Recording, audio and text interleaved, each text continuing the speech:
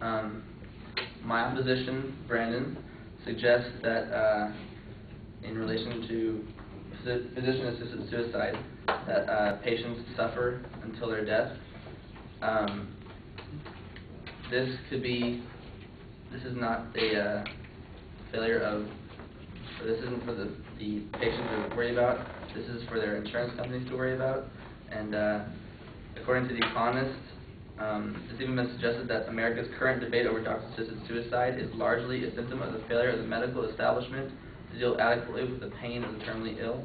According to a study made by America's Institute of Medicine on June 4th, most Americans do not have proper access to adequate palliative care, and a third die in pain that could be eased. Improve those figures, it is said, and there will be fewer requests for assisted suicide.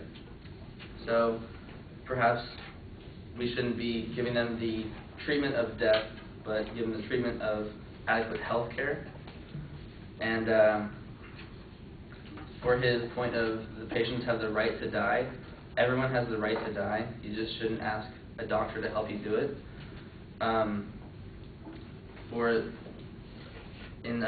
According to Leon Cass, the medical doctor and PhD, he published in his article, "Neither for Love and Money, Why Doctors Must Not Kill."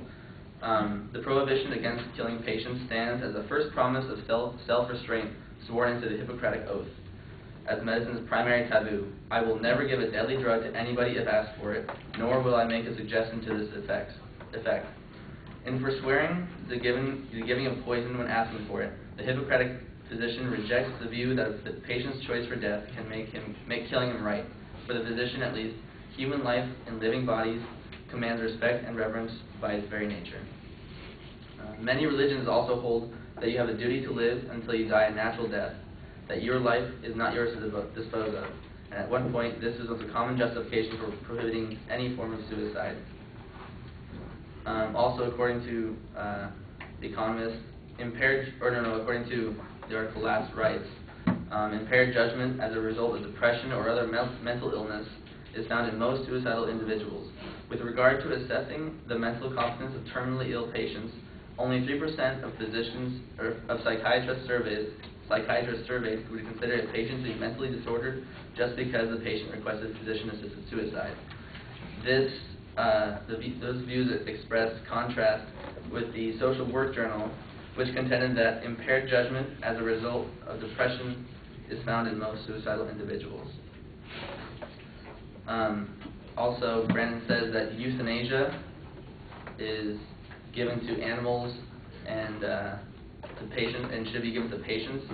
But euthanasia is the act of a doctor injecting a poison to the patient, and he says nothing about the patient's wishes. This could be gone to involuntary euthanasia if not regulated correctly. And euthanasia or death should never be a resolution to an issue, and should be, back to my first point, that we should get proper health care rather than the treatment of death.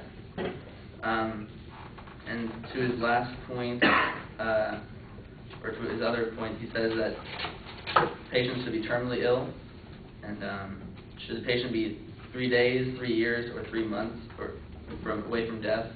When should we give them that help? I